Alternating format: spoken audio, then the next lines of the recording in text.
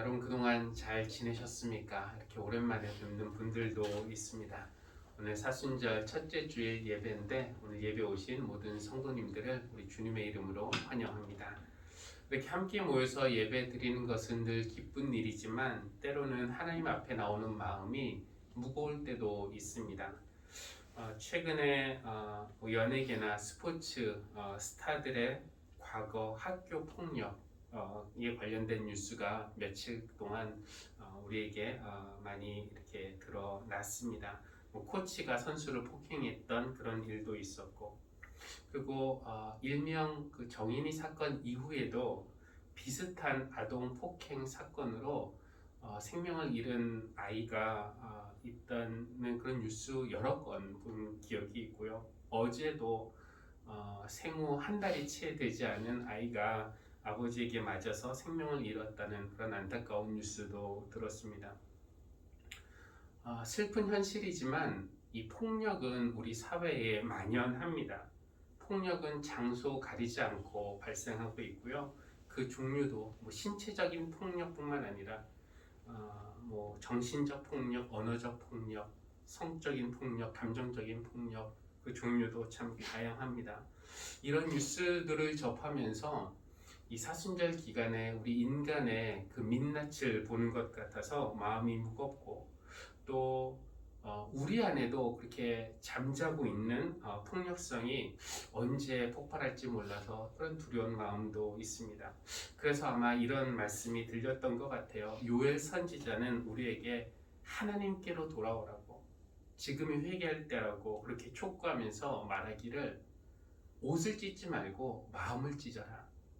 하나님은 우리가 돌아오기를, 회개하기를 원하시는데 그냥 입에 발린 사과 아니면 형식적인 그런 회개가 아니라 진실한 돌이킴, 그런 우리의 진실한 결단이 담긴 그런 돌이킴을 원하십니다. 그래서 옷을 찢지 말고 마음을 찢어라. 이것이 오늘 우리의 예배하는 모습이기를 원합니다. 은혜로우시고 자비하시고 오래 참으시고 한결같은 사랑을 베푸시고 우리를 긍휼히 여기시는 하나님은 진실로 회개하는 사람을 반드시 용서하시고 새롭게 해주실 줄 믿습니다. 그래서 우리의 진실한 회개와 하나님의 넉넉한 은혜가 만나는 그런 예배가 되기를 원하는 마음으로 여러분을 이 예배에 초대합니다. 함께 자리에서 일어나서 거룩하신 하나님을 찬양하겠습니다. 찬송가 8절입니다.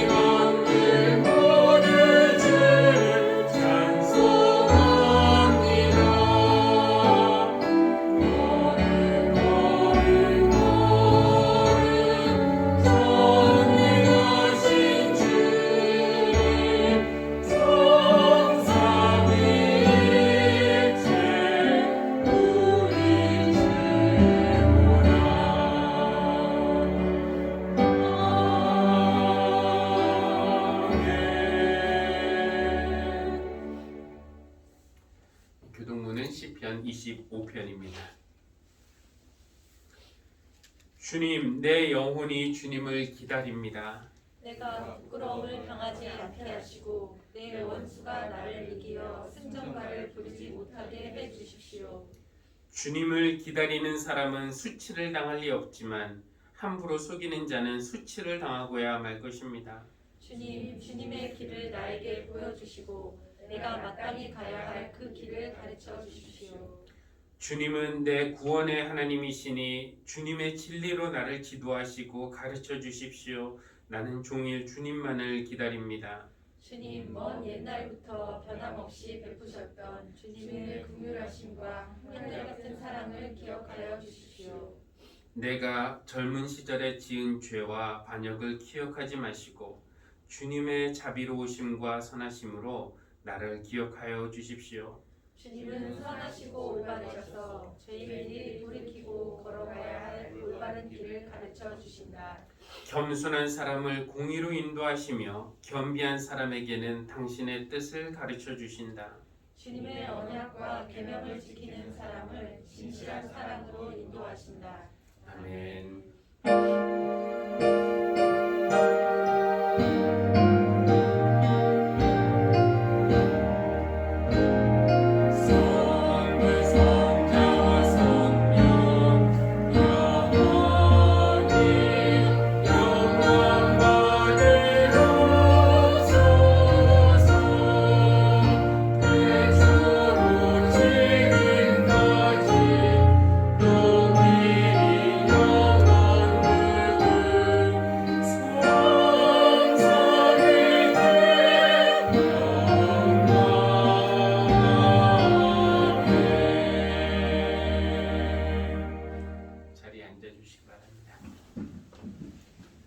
우리 공동의 기도 한 목소리로 하나님께 올려드리겠습니다. 시작. 자비하신 하나님, 우리를 사순절 순례의 여정으로 초대해 주시니 감사합니다. 사순절을 반갑지 않는 손님으로 여길 것이 아니라 하나님께로 돌아올 수 있는 기회로 삼게 하여 주십시오. 좁고 험한 길이라도 이 순례의 여정을 통해 우리 마음 중심에 계시는 예수님에게로 더 가까이 나아가며 주님을 조금씩 더 닮아가도록 인도하여 주십시오. 진리의 하나님, 세상의 허망한 것들에 집착하는 우리를 긍휼히 여겨 주십시오. 하나님의 진리만을 붙들고 살아가도록 우리의 마음을 새롭게 하여 주십시오. 사순절 기간에 버려야 할 것은 버리는 용기와 붙잡아야 할 것은 단단히 붙잡는 의지를 허락하여 주십시오. 달콤한 유혹으로부터 벗어나게 해주시고 고난을 겪는 이들에게 좋은 이웃이 되게 하여 주십시오. 예수님의 이름으로 기도합니다. 아멘. 마가복음 1장 9절부터 15절 말씀 봉독하도록 하겠습니다. 그 무렵에 예수께서 갈릴리 나사렛으로부터 오셔서 요단강에서 요한에게 세례를 받으셨다. 예수께서 물속에서 막 올라오시는데 하늘이 갈라지고 성령이 비둘기같이 자기에게 내려오는 것을 보셨다. 그리고 하늘로부터 소리가 났다. 너는 내 사랑하는 아들이다. 내가 너를 좋아한다. 그리고 곧 성령이 예수를 광야로 내보내셨다. 예수께서 40일 동안 광야에 계셨는데 거기서 사탄에게 시험을 받으셨다. 예수께서 들 짐승들과 함께 지내셨는데 천사들이 그의 시중을 들었다. 요한이 잡힌 뒤에 예수께서 갈릴리에 오셔서 하나님의 복음을 선포하셨다. 때가 찼다. 하나님의 나라가 가까이 왔다. 회개하여라. 복음을 믿어라. 이는 우리에게 주신 하나님의 말씀입니다. 하나님 감사합니다. 기도하겠습니다.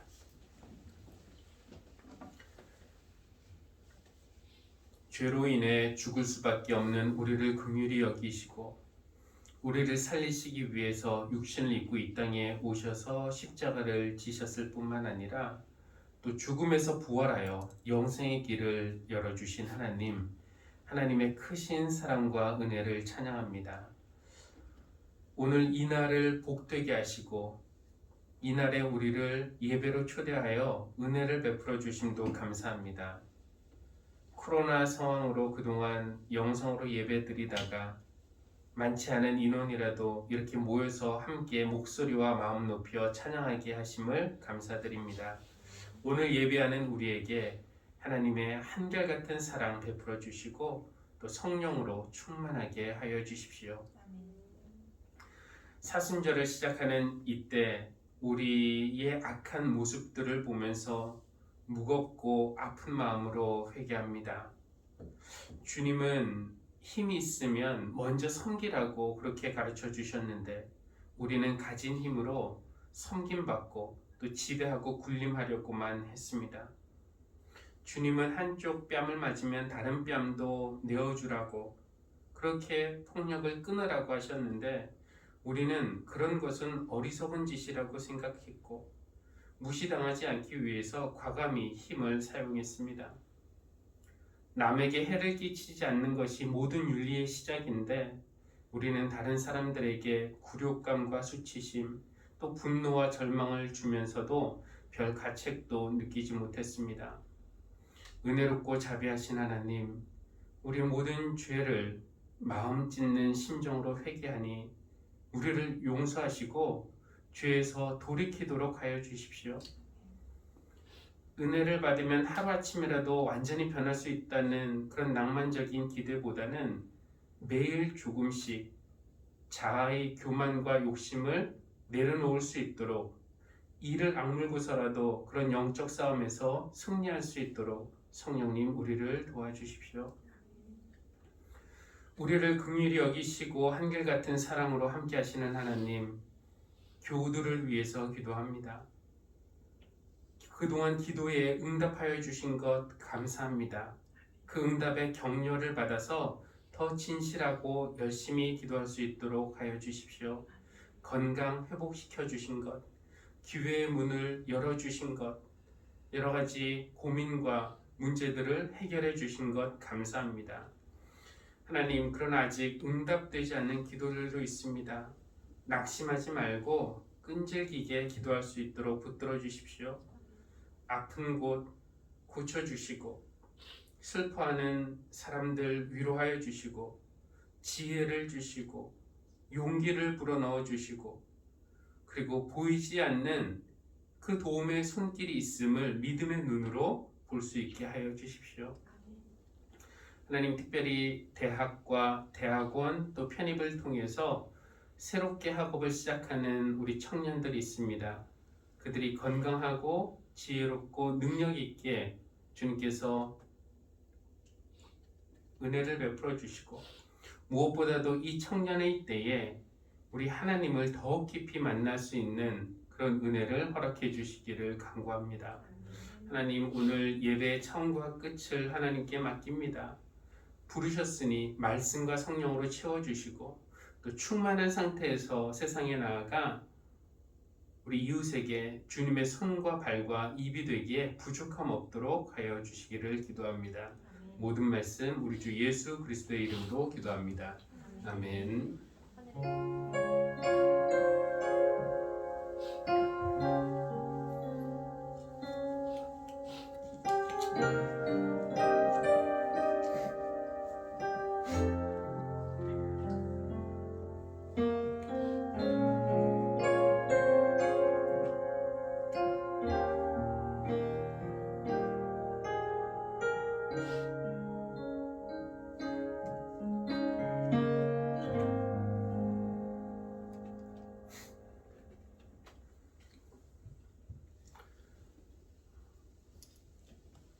지난 한 달 이곳에서는 10명 이내로 모여서 예배를 드렸는데 그리고 대부분은 아마 영상으로 이렇게 예배를 드리시다가 오늘 20명 이내까지는 모일 수 있다고 해서 이렇게 1부와 2부 나누어서 예배를 드리고 있습니다.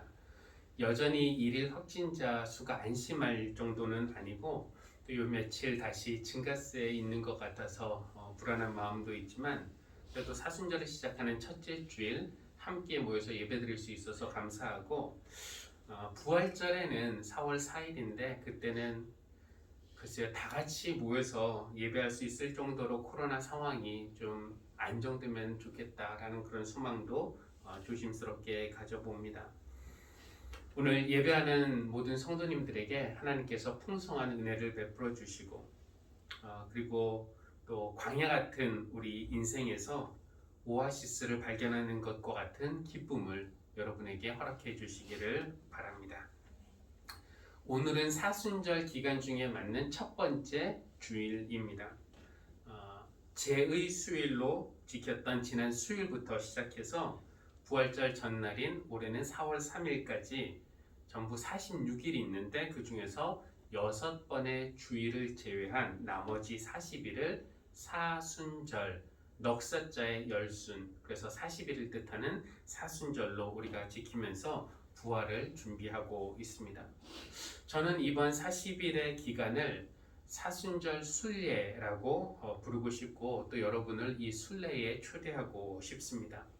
이 순례라는 단어를 굳이 사용하고 싶은 이유는 우리가 순례를 할 때 우리의 마음가짐이 달라지기 때문에 그렇습니다. 이 순례라는 것 사전을 찾아보니까 종교적인 성지나 의미 있는 장소를 찾아가서 참배하는 것이라고 되어 있습니다.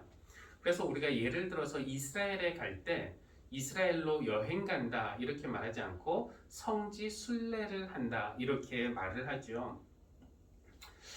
언젠가 때가 적절하면은 성서의 땅 이스라엘로 또 바울의 발자취를 따라서 터키와 그리스 로마로 또 종교 개혁의 흔적을 따라서 독일로 아니면 감리교의 역사가 숨쉬는 영국으로 성지 순례를 함께 떠나자고 초대하고 싶은 그런 마음이 있습니다.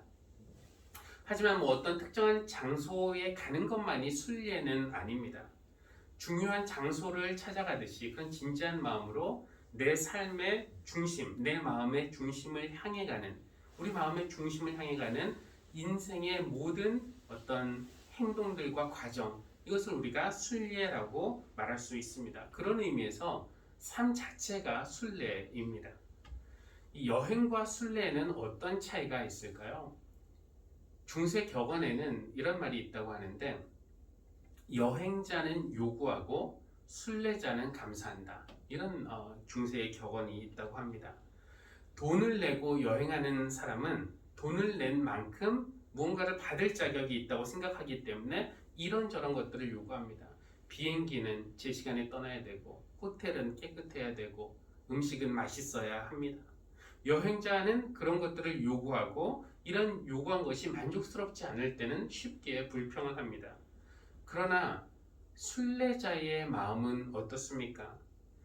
그는 중심을 향해 가면서 그 여정에서 발생하는 모든 것들, 모든 일들을 자기를 그 중심으로 인도하는 안내자로 여길 그런 마음의 준비가 되어 있습니다. 그래서 그 과정에서 예상하지 못한 그런 불편함이 생겨서 고생하더라도 요구하고 불평하는 대신에 감사한 마음으로 모든 것을 받아들일 그런 마음의 준비가 되어 있습니다. 그러니까 인생을 여행으로 생각하는 사람과 삶을 순례로 생각하는 사람이 살아가는 모습은 다를 수밖에 없다고 말할 수 있을 겁니다.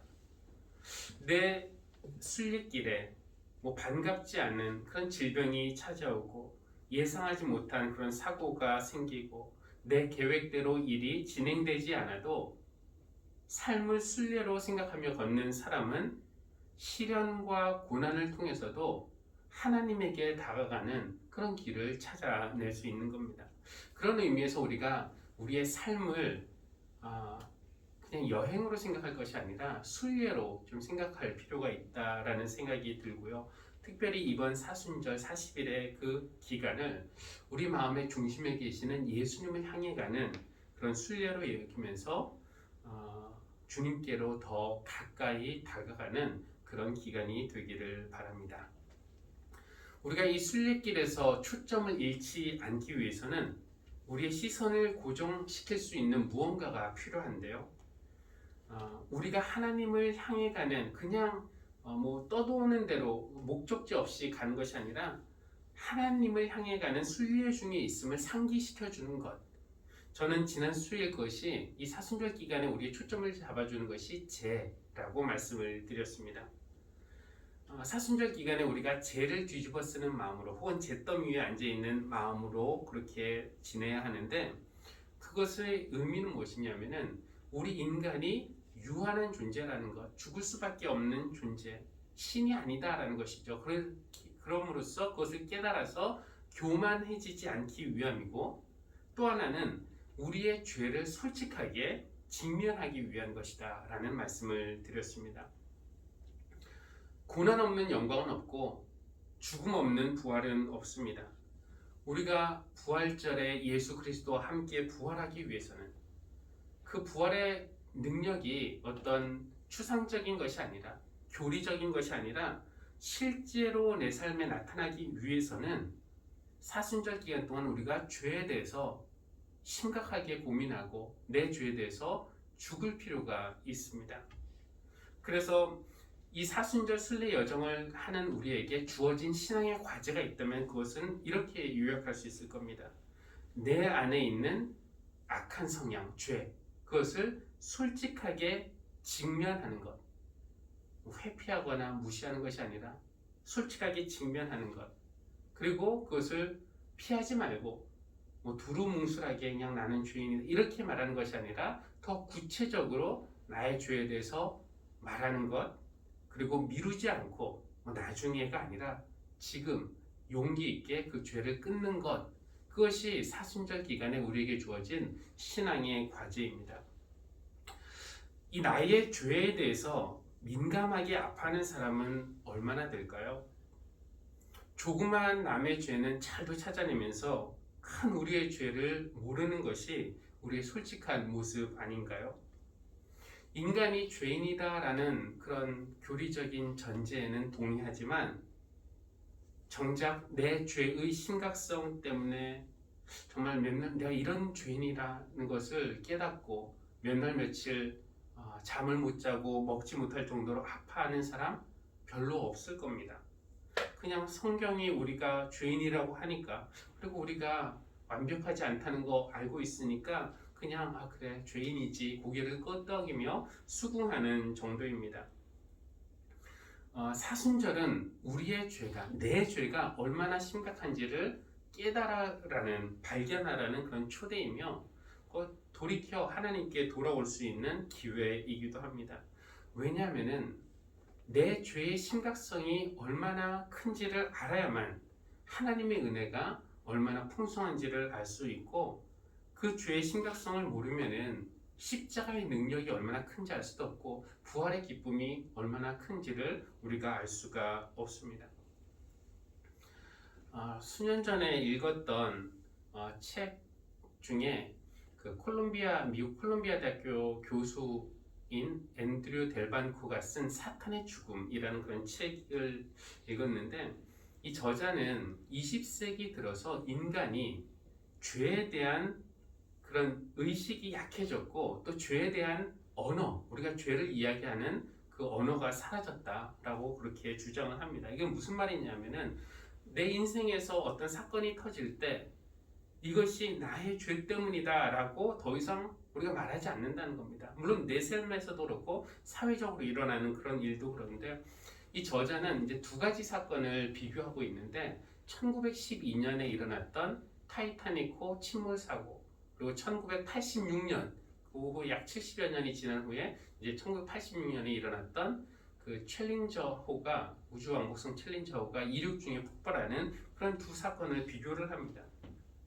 이 두 사건 모두 전 세계를 충격에 몰아넣었던 그런 사건들인데 이 저자에 의하면은 타이타닉호 침몰 후에 세계 언론들이 보인 반응은 대체로 어떤 것이었냐면은 인간의 과학과 기술에는 한계가 있다.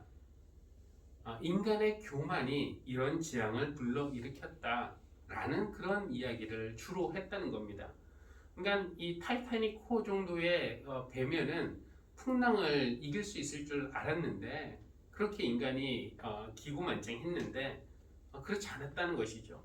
그 당시 교회에서 가장 많이 인용했던 성경은 누구든지 자기를 높이는 사람은 낮아질 것이다. 자기를 낮추는 사람은 높아질 것이다 라는 말씀이었다고 합니다.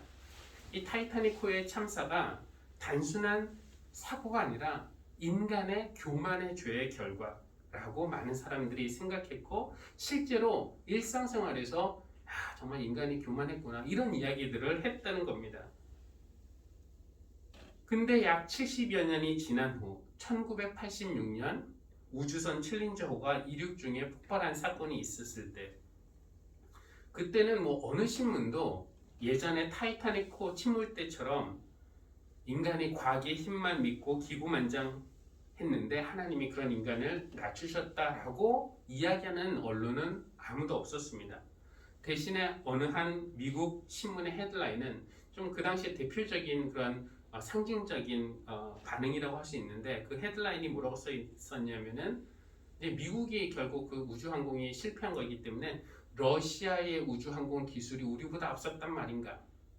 그냥 뭐 인간의 죄나 이런 거랑은 전혀 상관없이 그냥 러시아와 우리를 비교하는 그런 말을 했다는 겁니다. 그래서 이 저자의 주장은 무엇인가? 지난 100년 사이에 우리는 더 이상 우리 안에서 문제점을 발견하지 않고 대신에 이제 문제의 본질을 흐리는 식으로 말하는 법을 배우고 또 그런 언어를 사용한다라는 겁니다. 바벨탑이 무너졌을 때 성경은 그것이 교만해지려는 인간에 대한 인간을 하나님이 흩으신 것이라고 그렇게 설명하고 있어요.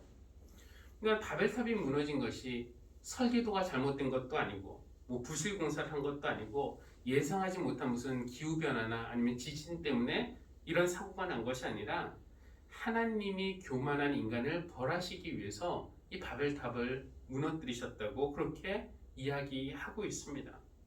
근데 요즘에 바벨탑이 무너지면은 우리가 그 원인을 인간이 교만하려고 하는데 그것을 벌하시려고 하나님이 이렇게 하셨구나라고 말하지 않을 겁니다.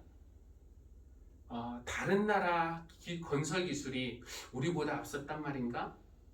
아니면은 그동안 건설 부분에 소홀했던 정부의 정책 문제다? 아마 이런 식으로 말하게 될 거라는 것이죠. 우리가 이런 것은 우리 일상 속에서도 얼마든지 찾아볼 수 있습니다. 예를 들어서 어떤 남자가 바람을 피웠다가 들켰을 때 그때 하는 이야기는 무엇일까요? 정말 솔직하게 제가 바람을 피웠습니다 인정하고 아내의 믿음을 배신하고 다른 여자에게 욕심을 냈습니다. 제 욕정이 문제입니다 라고 인정하는 사람 본 적이 거의 없습니다. 다 어떻게 말합니까? 말하는 법을 배웠죠. 스트레스가 많아서 그랬습니다. 외로워서 제가 그랬습니다. 저도 어린 시절에 가정 환경에 상처를 받았기 때문에 이런 행동이 나온 겁니다 라고 말하는 법을 배웠습니다. 또 정치인에게 거액의 뇌물을 주고 경제적인 혜택을 받은 그런 사람이 재판을 받을 때 그들은 주로 어떤 말을 합니까? 제가 눈이 어두워서 죄인 줄 알지만 뇌물을 줬습니다. 정말 죄송합니다. 제가 죄값을 달게 받겠습니다 라고 말하는 사람은 거의 없죠. 그 위에서 힘 있는 사람이 요구하는데 어떻게 안 줄 수 있습니까? 그리고 알만한 사람 다 알지만 누구나 하는 관행입니다. 내가 안 주면 다른 사람이 줬을 겁니다. 나는 이 사회 구조의 피해자일 뿐입니다 라고 말하는 법을 배운 것입니다. 심지어 사람을 죽여놓고도 이게 정신병이라는 진단만 받으면 즉 내 죄가 사람을 죽인 것이 아니라 내 병이 시켜서 사람을 죽인 것이다 라고 밝힐 수만 있으면 죄값이 줄어든다라는 것도 우리가 알게 되었습니다. 더 웃긴 것은 그렇게 사람을 죽여놓고도 술에 취해서 그랬다고 말하면 즉 내가 계획적으로 의도적으로 그렇게 한 것이 아니라 술 기운에 우발적으로 술이 시켜서 한 것이다 라고 말하면 형량이 줄어든다라는 것도 우리가 알고 또 그렇게 말하고 있습니다. 그냥 우리가 죄인인데 스스로 죄인이라고 말하기보다는 우리는 마음의 병에 걸린 사람, 상처받은 사람, 사회의 희생양 이런 식으로 말을 한다는 것입니다. 그래서 우리의 죄를 진짜 나의 죄의 문제로 보는 것이 아니라 그냥 어쩔 수 없는 것으로 그렇게 말한다는 것이죠. 하지만 우리의 영은, 우리의 양심은 우리가 죄인이라는 것을 잘 알고 있어요. 특별히 우리가 하나님 앞에 설 때는 그 모습이 분명하게 드러납니다. 우리가 하나님과 멀리 떨어져 있을 때는 우리가 죄인인 것을 잘 모릅니다. 사람들끼리 모여 있을 때, 즉 죄인들끼리만 모여 있을 때는 다 비슷하니까 내가 특별히 죄인인 것을 몰랐는데, 아니 오히려 나 정도면은 꽤 괜찮은 사람, 의롭고 깨끗한 줄 알았는데 하나님 앞에 서면은 그것이 아닌 것이 밝히 드러나는 것이죠. 하나님 앞에 서면은 그분의 거룩함과 순결함에 대조가 되어서 우리의 죄가 더 분명하게 보입니다. 마치 어둠 속에 있을 때는 내 모습이 어떤지 모르다가 빛이 비추면은 나의 추한 모습이 드러나는 것과 마찬가지입니다. 대표적으로 이사야가 성전에서 하나님을 보는 그런 경험을 하게 됩니다. 하나님이 높은 보좌에 앉아 계시고 천사들이 그 주위에서 찬양을 합니다. 마치 눈앞에 보는 것처럼 하나님의 모습을 보는데 천사들이 거룩하시다, 온 땅에 그의 영광 가득하다라는 그런 찬양을 할 때 이사야는 하늘의 찬양은 정말 아름답구나 하고 감탄하고 은혜 받지 않았습니다. 이사야가 보인 반응은 나는 이제 죽게 되었구나. 나는 입술이 부정한 사람인데 내가 이렇게 죄인인데 하나님을 직접 뵀다니 나는 이제 죽게 되었구나 라고 두려움에 떨었습니다. 하나님의 임재 앞에서 자신의 죄가 확 느껴진 것이죠. 또 누가복음 5장에 보면 예수님이 제자들과 함께 어부들과 함께 배를 타고 호수로 나가는 그런 장면이 있습니다. 밤새 아무것도 잡지 못한 베드로에게 예수님이 깊은 데 가서 그물을 던져라. 그리고 예수님 말씀대로 베드로가 그물을 던졌다가 끌어당기니까 그 그물에 물고기가 가득했습니다. 그때 베드로가 주님 대단합니다. 대박입니다. 라고 흥분하며 좋아하지 않았습니다. 마치 큰일이나 난 듯 그 자리에 털썩 주저앉고 무릎을 꿇고 주님에게 하는 말, 주님 내게서 떠나가십시오. 나는 죄인입니다. 우리가 하나님과 마주할 때 죄에 대한 인식이 확 생긴다는 것을 우리는 이사야의 이야기를 통해서도 또 베드로의 이야기를 통해서도 알 수 있습니다. 그러니까 우리 삶에서 하나님이란 배경이 싹 사라지면은 우리의 죄에 대한 인식도 사라집니다. 검정 속에서는 검정을 모르고 흰색 속에서는 흰색을 찾기가 어려운 것과 마찬가지입니다. 그러나 검정과 흰색이 마주치니까 그 차이가 너무나 확연합니다. 오늘은 사순절 첫째 주일입니다. 사순절에 우리에게 주어진 신앙의 과제는 우리의 죄를 솔직하게 직면하는 것인데 그 죄를 직면하는 방법은 다른 거 없고 하나님 앞에 나와서 하나님을 배경 삼아 나를 바라보는 것밖에 없습니다. 거룩하신 하나님 앞에 내가 서는 것, 그것이 우리의 죄를 깨달을 수 있는 방법입니다. 우리의 죄를 보기 싫다고 주님의 빛을 피하지 마십시오.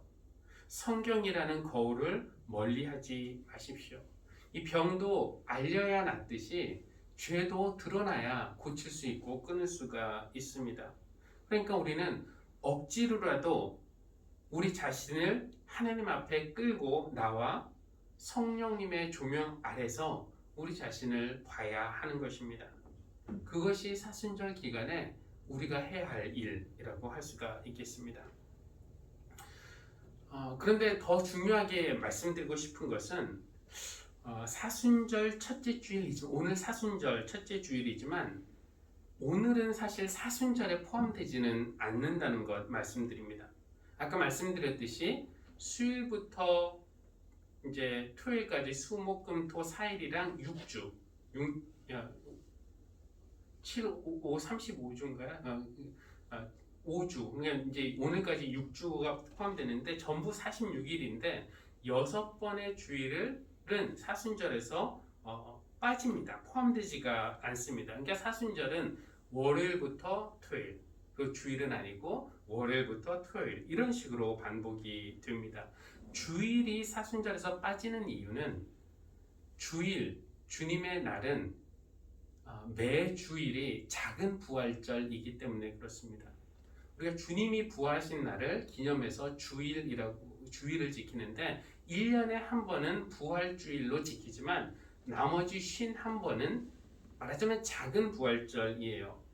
그러니까 우리가 사순절 기간 동안에 경건하고 절제하며 보내야 하는 기간이긴 하지만 주일은 기뻐하고 즐거워해야 합니다. 죄를 뒤집어 쓰는 마음으로 사순절을 보내야 하지만 주일에는 기쁨의 옷으로 갈아입어야 합니다. 사순절에 우리가 이제 사순절에 상기해야 하는 물질이 죄고 씨름해야 할 주제가 죄이긴 한데 주일은 아닙니다. 월요일부터 토요일까지는 광야에서 사탄과 들짐승의 공격을 받지만 오늘 말씀에 의해 비유를 사용하면 주일에는 우리가 세례를 받은 요단강에 돌아와야 하는 것입니다. 월요일부터 토요일까지는 나의 죄와 씨름하고 아파하고 슬퍼하고, 그러나 주일에는 이런 나의 모든 죄에도 불구하고 우리를 사랑하신다는 하나님의 음성을 반복적으로 들어야 하는 것입니다.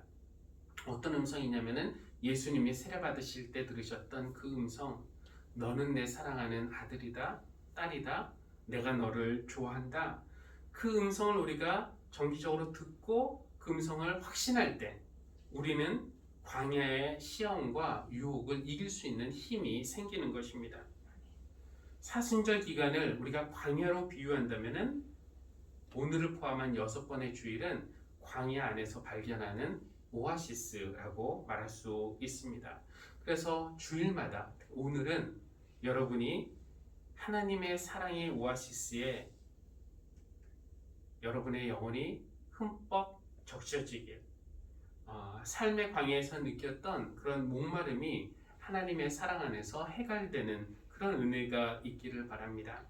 그러나 내일부터는 다시 우리가 사순절 광야로 나가야 합니다. 화면을 보면은요, 한번 보여주시면은 12절 한번 보여주세요. 화면을. 네. 세례를 받으신 다음에 그 성령님이 비둘기같이 내려오셔서 너는 내 사랑하는 아들이다, 내가 너를 좋아한다라는 그 음성 들려주신 다음에 바로 그리고 곧 성령이 예수를 광야로 내보내셨다. 그러니까 성령님은 우리에게 부드럽게 다가오셔서 하나님의 음성을 전달해 주시기도 하지만 저기 내보내셨다라고 번역된 것은 부드러운 번역이라고 합니다. 원뜻은 강제로 몰아내다라는 그런 뜻이라고 하는데 성령은 이렇게 우리를 강제로 광야로 몰아내기도 하십니다. 왜냐하면은 광야라는 장소, 우리가 미워서 몰아내시는 것이 아니라 광야라는 장소에서 거기에서 홀로 우리의 죄와 씨름하고 직면하고 다른 도움 받을 수 없는 곳에서 하나님만을 의지하고 하나님이 주시는 힘을 공급받을 때에 우리가 더 성숙하고 강한 신앙인으로 빚어질 수 있기 때문에 광야로 내모신다는 겁니다. 13절 한번 보겠습니다. 예수께서 40일 동안 광야에 계셨는데 거기에서 사탄에게 시험을 받으셨다. 예수께서 들짐승과 함께 지내셨는데 천사들이 그의 시중을 들었다. 삶이라는 광야는 사탄과 들짐승의 공격이 있는 곳입니다. 그러니까 여기서 들짐승과 함께 지내신 것이 평화롭게 이렇게 지내신 것이 아니라 들짐승과의 그 위태로운 공존이죠.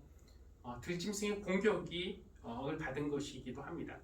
그러나 그것은 또한 천사들이 그의 시종을 들었다. 천사들의 도움이 있는 곳이기도 합니다. 우리의 삶은 거칠고 위태한 광야와 같지만 그런 곳에서도 우리는 혼자가 아니라는 것을 알 수 있습니다. 우리 눈에 잘 보이지 않아도 믿음의 눈을 들면 보이는 분 계시는 것처럼 우리가 믿음의 눈을 열면은 주님의 도우심이 우리와 함께 있다는 것을 알 수 있습니다. 근데 사실 우리가 정말 광야 같은 곳에 있을 때 광야는 어떤 곳입니까? 다른 사람들이 나를 도울 수 없고 내가 돈이 있다고 돈으로 도움을 살 수 있는 것도 아니고 내가 지금까지 쌓아온 업적이나 신분이나 어떤 직분 이런 것이 광야에서는 소용이 없는데 그런 상황에서 우리가 가장 하나님을 사실은 가깝게 만날 수 있는 그런 장소이기도 합니다. 가장 어두운 곳에서 밝게 빛나는 별을 가장 잘 볼 수 있는 것과 마찬가지로 모든 것이 풍족한 곳이 아니라 아무도 없는 외롭고 어려운 그런 광야에서 우리는 하나님을 가장 잘 만나고 그분의 은혜를 경험할 수 있습니다. 사순절 순례길 우리가 막 시작을 했는데, 사순절 순례길 이번에 가는 동안에 이것이 우리의 삶의 리듬이 되면 좋겠어요. 광야에서의 엿새, 그리고 오아시스에서의 하루. 한 월요일부터 토요일까지 엿새 동안 하나님 앞에 내 자신을 끌고 나와서 우리의 죄를 솔직하게 직면하고 아파하고 씨름하고, 그리고 주일에는 우리의 이 모든 죄에도, 내가 아파하는 이 모든 죄에도 불구하고 우리를 사랑하신다고, 내가 너를 좋아한다고 말씀해 주시는 하나님의 음성을 듣고 그 은혜를 경험하고, 우리가 이런 패턴으로 사순절 순례길 여정하고 걸어가면은 사순절 끝에 가서는 우리가 마음의 중심이 되시는 예수님에게 훨씬 가까이 오게 되었다라는 것을 발견하게 될 줄로 믿습니다. 14절 한번 잠깐 보겠습니다. 그렇게 요단강과 광야를 통과하신 후에 예수님은 복음을 들고 세상에 나가셨어요. 요한이 잡힌 뒤에 예수께서 갈릴리에 오셔서 하나님의 복음을 선포하셨다. 예수님이 공생애를 시작하신 때는 언제냐면 요한이 잡힌 뒤. 여기서 요한이 잡힌 뒤라는 것은 사람들이 요한에게 희망을 걸고 있었는데 요한이 이제 체포되니까 그 희망이 다 사라진 겁니다. 절망의 어둠이 가장 깊었을 때, 그때 예수님이 세상에 나타나셨고, 주님의 복음을 선포하신 것 중심이 아니라 변두리인 갈릴리, 가장 어두운 지역. 우리가 엿새의 광야 그리고 하루의 오아시스라는 리듬으로 사순절 여정을 보낸 후에 우리도 복음을 들고 절망의 어둠이 깊은 세상에 그 복음을 들고 나아가서 소망을 줄 수 있는 그런 교회가 되기를 주의 이름으로 기원합니다. 기도하시겠습니다. 하나님, 사순절 순례 여정에 우리를 초대해 주시니 감사합니다. 부활절을 더욱 의미 있게 맞이하기 원합니다. 부활의 능력으로 우리의 영이 실제로 살아나고 우리의 삶이 새로워지기 위해서 하나님, 이번 사순절 기간 동안 엿새 동안은 광야에서 우리의 죄와 솔직하게 씨름하고 직면하고 아파하고 회개하게 하시고, 주일 하루는 요단강에서 들었던 음성, 너는 내 사랑하는 자녀다, 내가 너를 좋아한다는 그 음성을 오아시스 삼아서 그 사랑에 푹 잠기게 하여 주십시오. 그래서 이번 사순절 순례 여정이 끝날 때 더욱 충만하고 성장한 사람이 되어 복음을 들고 세상에 나아가 절망의 어둠 속에 있는 사람들에게 소망을 선물해 줄 수 있는 사람, 그런 교회가 되게 하여 주시기를 기도합니다. 예수님의 이름으로 기도합니다. 아멘. 우리 찬송가 278장 함께 찬양하겠습니다. 여러 해 동안 주 떠나.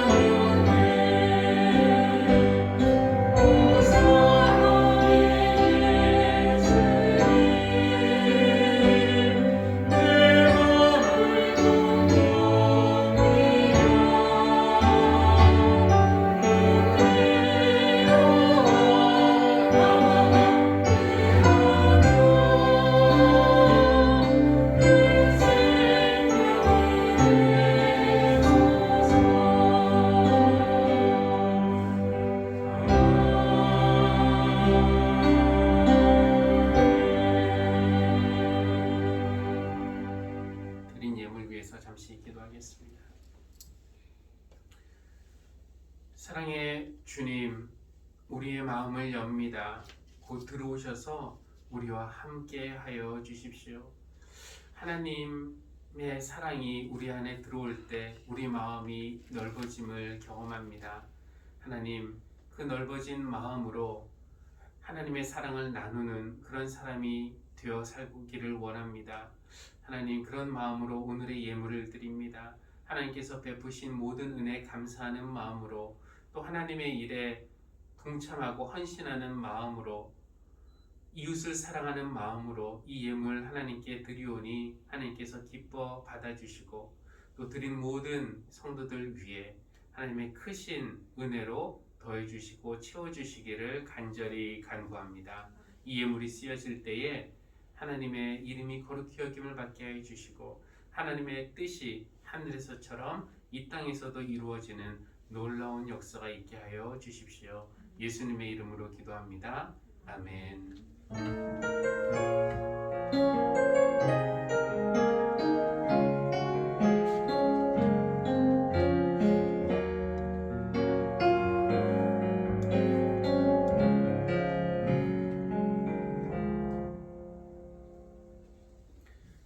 교회 소식 알려드리겠습니다.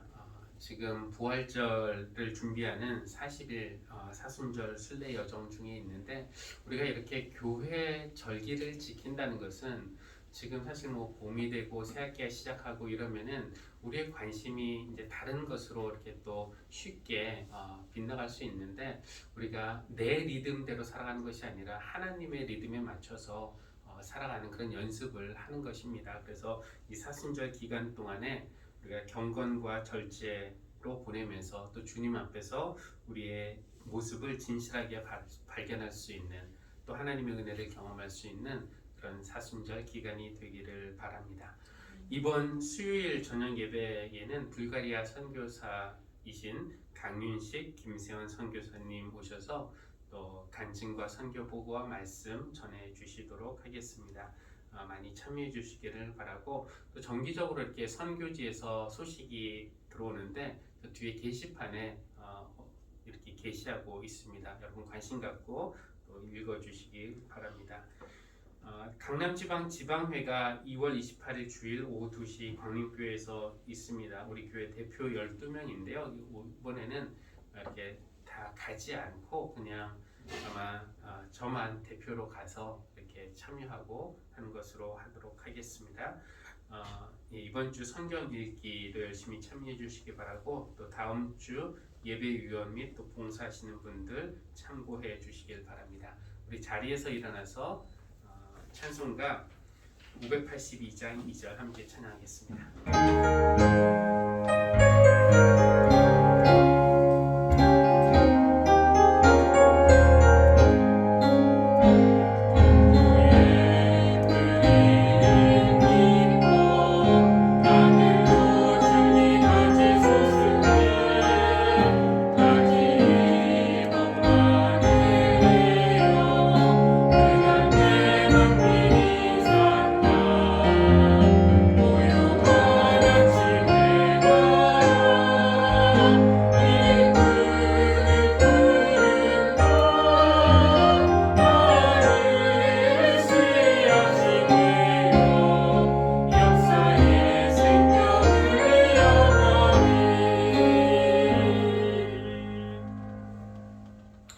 이제는 사순절 순례 여정을 떠나는 우리에게 걸어가야 할 길과 또 도달해야 할 목표가 되시는 우리 주 예수 그리스도의 은혜, 광야 같은 삶에서 오아시스가 되시며 힘이 되시는 우리 창조주 하나님의 한결같은 사랑, 그리고 우리의 동행이 되시고 죄와 씨름할 용기를 주시고 죄를 이길 능력을 주시는 성령님의 충만하심이 오늘 사순절 여정을 시작하면서 하나님께 이르기를 원하는 모든 사랑하는 성도들 위해 지금부터 영원까지 늘 함께 하시기를 간절히 축원합니다.